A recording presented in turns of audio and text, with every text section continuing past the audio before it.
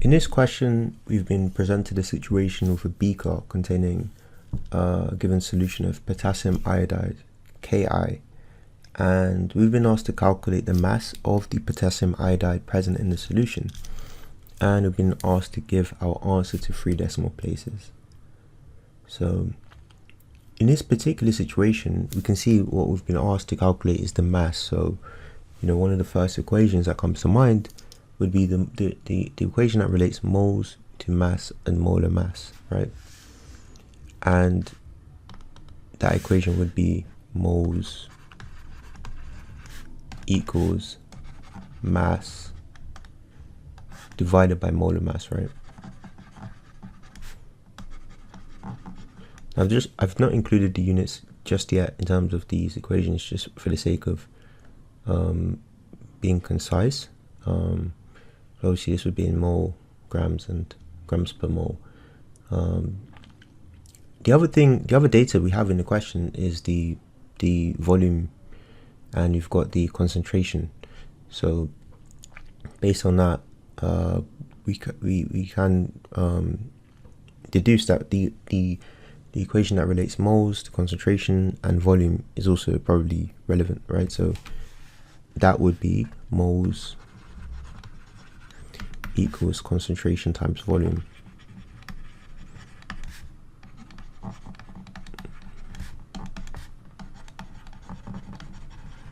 Now, one of the things to pay attention to in this particular case is the fact that the volume we've got in the question is provided in centimeters cubed, right? Now, we are actually looking at this from a perspective of, especially with the concentration, our concentration is given in moles per decimeters cubed.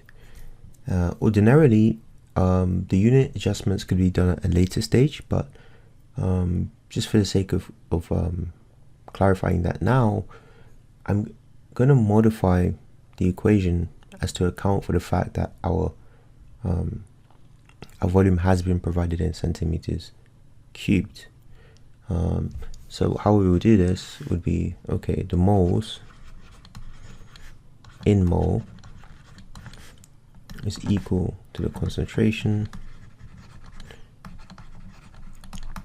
which is in moles per dm cubed,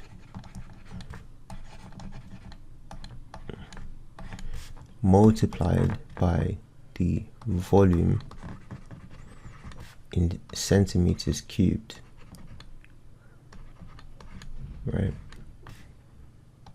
divided by 1000. Okay, and by doing this, what we've effectively done is we've adjusted the volume such that the output of this effectively is the volume. This divided by 1000 effectively converts this centimeters cubed volume we've been provided back to decimeters cubed, but we can just write centimeters cubed because, yeah.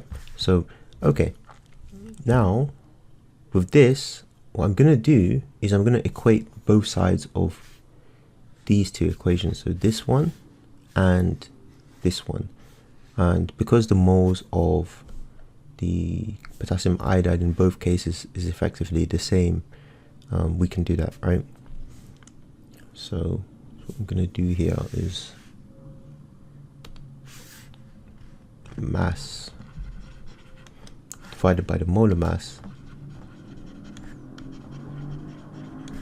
is equal to the concentration in moles per dm cubed multiplied by the volume, cm cubed divided by 1000.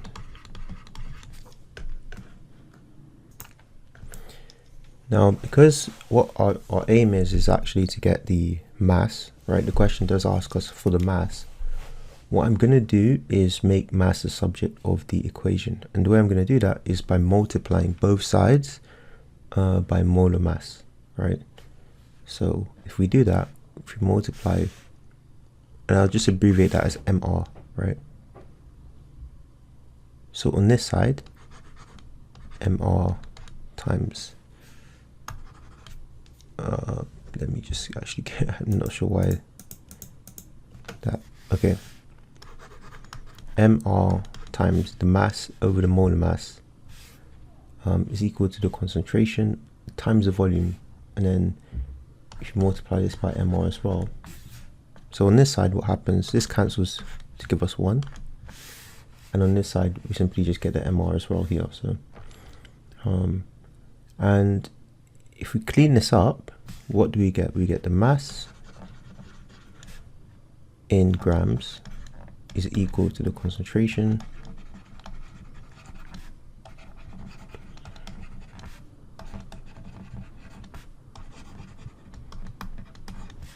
times the volume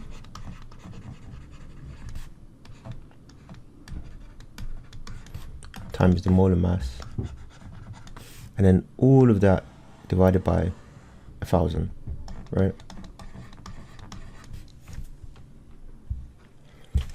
Now we don't actually have the molar mass of the Ki as a number just yet, right? So this is what we need to obtain, because we do have the other values already from the question. So how are we going to do that? Well, we will need to refer to the periodic table, and as I would assume you know at this point, is that to get the molar mass, you need to multiply the occurrence of the elements in the formula by, well, you multiply the relative atomic mass of the elements in the formula by the frequency with which they occur. So K appears once here, I appears once. So it's quite straightforward in this particular case. So we're going to get 39.1, right? So this is, if you refer to this here, I'm going to have 39.1 plus 126.9, right? So that is with regards to the K plus the I, right? And that gives us 166, and that's in grams per mole, right? So this is going to be our molar mass. So if we now plug that in to our formula along with the other things, right? So just put this down. This will now help us get our mass. So our volume 682 centimeters cubed. So that's going to be here. We go, it's equal to 600 and I mean, if I start here, we're starting with the volume, but it's fine. It's 682, which is our volume, multiplied by, and then let's get the concentration, 0.201, right? And multiply this by the molar mass, so that's 166 as we had calculated. And all of this needs to be divided by 1,000 as to account for the fact that our volume here was given originally in centimeters cubed. So okay, now if you have a go of that at working that out on your calculator, see what you do get.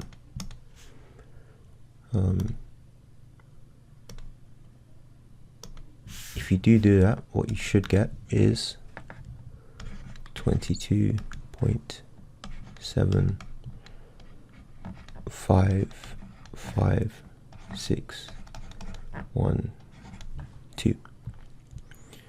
Now our question specifies that we should give our answer to 3 decimal places when necessary.